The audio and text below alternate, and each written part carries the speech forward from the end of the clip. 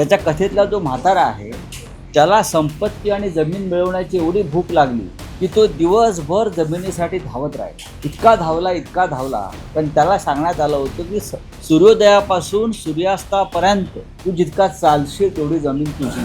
पण त्याला चालण्यापेक्षा धावण्याची इच्छा जास्त झाली की जास्त जमीन मिळेल. तो धावत राहिला. तो दुपारी जेवला नाही, त्याने पाणी प्यायला नाही. चालता चालता तो आजारी पडला आणि मग ज्युपिटर हॉस्पिटलला ॲडमिट झाला. तरी तो धावत राहिला आणि धावता धावता तो पडला, वेशीवर येऊन पडला आणि त्याला शेवटी काहीच मिळालं नाही. शेवटी गावकऱ्यांनी त्याला 2 गज जमीन ही त्याच्या नशिबी आली. हे सर्व राजकारण्यांसाठी, हे अमित शहासाठी आहे, हे नरेंद्र मोदींसाठी आहे, एकनाथ शिंदेसाठी आहे, देवेंद्र फडणवीस यांच्यासाठी आहे की माणसानं कुठे थांबायचं हे ज्याला कळत नाही त्याचा अंत फार वाईट. टॉलस्टॉयच्या म्हाताऱ्यासारखे सगळे कोसळणार आहेत 2 फूट जमिनीमध्ये. अरे साले कोण ते सत्ताधारी? काय सत्ताधारी? हिंदुत्वासाठी आंदोलन चाललंय ना, तुम्ही त्याला सामील व्हायला पाहिजे. टॉलस्टॉय हा फार मोठा लेखक होता, रशियातला तत्वचिंतक होता. त्याला भविष्याचा वेध घेण्याची शक्ती त्याच्या विचारात आणि त्यांच्या लिखाणामध्ये होती. आणि त्याची एक गोष्ट फार प्रसिद्ध आहे, ती म्हणजे जास्त हवरटपणा किंवा हव्यास किंवा फाजील महत्वाकांक्षा ठेवली की त्याचा अंत काय होतो हे टॉलस्टॉयने त्याच्या कथेमध्ये सांगितलं. त्याच्या कथेतला जो म्हातारा आहे त्याला संपत्ती आणि जमीन मिळवण्याची एवढी भूक लागली की तो दिवसभर जमिनीसाठी धावत राहिला. इतका धावला पण त्याला सांगण्यात आलं होतं की सूर्योदयापासून सूर्यास्तापर्यंत तू जितका चालशील तेवढी जमीन तुझी. पण त्याला चालण्यापेक्षा धावण्याची इच्छा जास्त झाली की जास्त जमीन मिळेल. तो धावत राहिला. तो दुपारी जेवला नाही, त्याने पाणी प्यायला नाही. चालता चालता तो आजारी पडला आणि मग ज्युपिटर हॉस्पिटलला ॲडमिट झाला. तरी तो धावत राहिला आणि धावता धावता तो पडला, वेशीवर येऊन पडला आणि त्याला शेवटी काहीच मिळालं नाही. शेवटी गावकऱ्यांनी त्याला 2 गज जमीन ही त्याच्या नशिबी आली. हे सर्व राजकारण्यांसाठी, हे अमित शहासाठी आहे, हे नरेंद्र मोदींसाठी आहे, एकनाथ शिंदेसाठी आहे, देवेंद्र फडणवीस यांच्यासाठी आहे की माणसानं कुठे थांबायचं हे ज्याला कळत नाही त्याचा अंत फार वाईट होतो. हा जगातला नव्हे तर रामायण असेल, महाभारत असेल, बायबल असेल, पुराण असेल, हिंदुत्व असेल, कोणत्याही धर्मात पहा की एक त्यातलं तत्व आहे, एक मुद्दा असा आहे की तुम्हाला कुठे थांबलं पाहिजे हे जोपर्यंत कळत नाही तोपर्यंत तुम्ही समाधानी नाही. समाधान हा अत्यंत महत्त्वाचा शब्द. तुम्ही आमदार फोडताय, खासदार फोडताय, कार्यकर्ते फोडताय, पैसे देताय, 20 कोटी, 50 कोटी. काल सुद्धा एकाला 20 कोटीची ऑफर दिली. एक लिंगाडे नावाचे आमदार आहेत, बरं का, अशी माझी माहिती आहे. किती पाहिजे तुम्हाला? आणि मग इस्पितळात जाऊन स्ट्रेसमुळे दाखल व्हावं लागतं. हे करू नका. थांबा कुठेतरी. थांबलं पाहिजे. तरी गोष्ट त्या टॉलस्टॉयची की लोकांनी वाचावी, कारण आताच्या राज्यकर्त्यांना, राजकारण्यांना वाचनाची आवड नाही, म्हणून ती वाचावी, तुमच्या माध्यमातून समजून घ्यावी आणि एक पूर्णविराम तयार करावा. तर अंत आपोआप येतो, लक्षात घ्या. नाही, त्यांना अतिश्रमामुळे जे आजारी असल्याचं तुम्ही वाचले. अतिश्रमामुळे म्हणजे टॉलस्टॉयचा म्हातारा सुद्धा अतिश्रमामुळेच पडला. टॉलस्टॉयच्या कथेतला म्हातारा सुद्धा अतिश्रमामुळे, सतत धावत राहिल्यामुळे, जमिनीसाठी, आमदारांसाठी, खासदारांसाठी, बरं का, पदासाठी, पैशासाठी. आणि तो जो आहे टॉलस्टॉयचा म्हातारा, तो टांगा चालवायचा. तो तेव्हा रिक्षा नव्हती, तेव्हा टांगा होता. तेव्हा तो टांगा चालवायचा आणि टांगा चालवून उपजीविका करायची. अशी गोष्ट आहे का, मी माझ्या मनातलं सांगत नाही. जर तुम्ही टॉलस्टॉयचा कथा कादंबऱ्या वाचा तर हा म्हातारा टांग्यावाला तुम्हाला सातत्यानं त्यात दिसेल. त्याच्यामुळे ते आजारी असतील त्यांच्या प्रकृतीला आराम पडो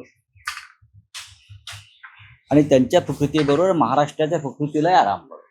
नाही, तुमच्या हातामध्ये अफाट सत्ता आहे, यंत्रणा आहे आणि लुटलेला पैसा आहे राम मंदिरातला. हा राम मंदिरातून लुटलेला पैसा आहे.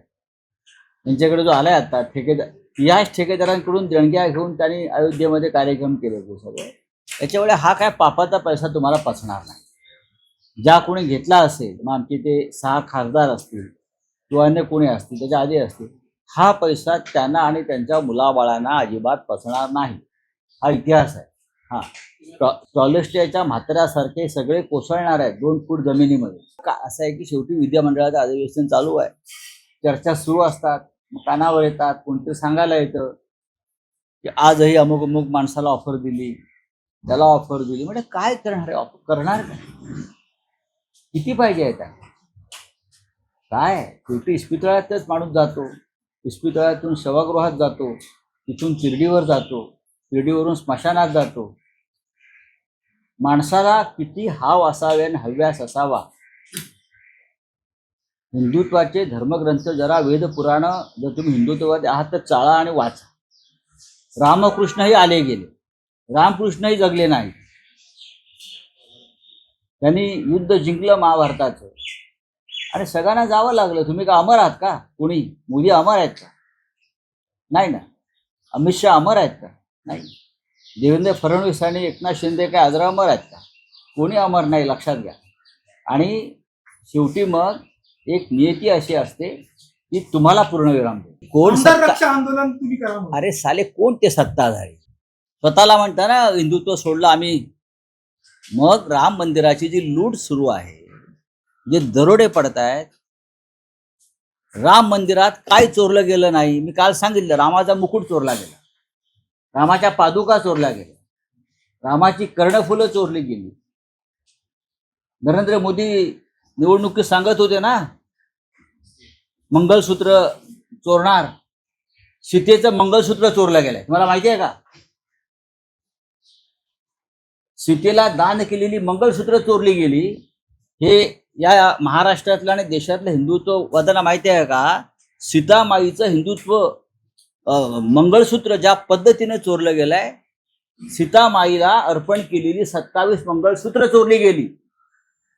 तिथं का अब्दुल, रहीम, शमशाद असे कोणी आले होते का चोरायला? कोण आहेत ते चोरणारे? मिश्रा, दुबे, चंपतराय, राव, राय हेच आहेत. आणि नेतृत्व कोणाचं आहे? मोदींचं आहे. सीतेचं मंगळसूत्र चोरता, काय तुमचं धाडस? सीतेची पैंजणं चोरली आहेत सीतामाईची. रेकॉर्डवरती आलंय SITच्या. सीतामाईची पैंजणं, सीतामाईचा कंठहार, सीतामाईचं मंगळसूत्र, रामाचा मुकुट, रामाचे अलंकार, रामाचे आभूषण, रामाची कर्णफुलं हे चोरून तुम्ही राज्य करताय आणि आम्हाला हिंदुत्व शिकवत्या. सत्ताधारी झाले. कोण सत्ताधारी आहे? विष खाऊन मेलं पाहिजे या सत्ताधाऱ्यांनी, अशी रामाची लूट केलेली आहे. हे दुर्योधनाचे सत्ताधारी आहेत सगळे, हे दुर्योधनवादी आहेत जे आम्हाला प्रश्न विचारतायत रामरक्षा आंदोलनावरून. त्यांचा बाप दुर्योधन आहे का काय? आज आम्ही संध्याकाळी 4 वाजता दादर पश्चिम कबूतरखान्याजवळच्या हनुमान मंदिराजवळ शिवसेना पक्षप्रमुख माननीय उद्धव ठाकरे यांच्या उपस्थितीमध्ये रामरक्षा आंदोलन करतो आणि ते अत्यंत महत्त्वाचं आहे. महाराष्ट्राच्या कानाकोपऱ्यामध्ये आजपासून अशा प्रकारच्या आंदोलनाला सुरुवात होते आहे आणि कदाचित हे आंदोलन महाराष्ट्राच्या सीमेच्या बाहेर जाईल. बघा, मुघल काळामध्ये एकच महमूद गझनवी होता. आता राम मंदिराच्या लुटीमध्ये एकूण 25 महमूद गझनवी भाजपच्या त्या टोळीमध्ये आहे. त्याच्यामध्ये तुम्ही सांगताय ती गृहस्थ असू शकतात, मला माहीत नाही.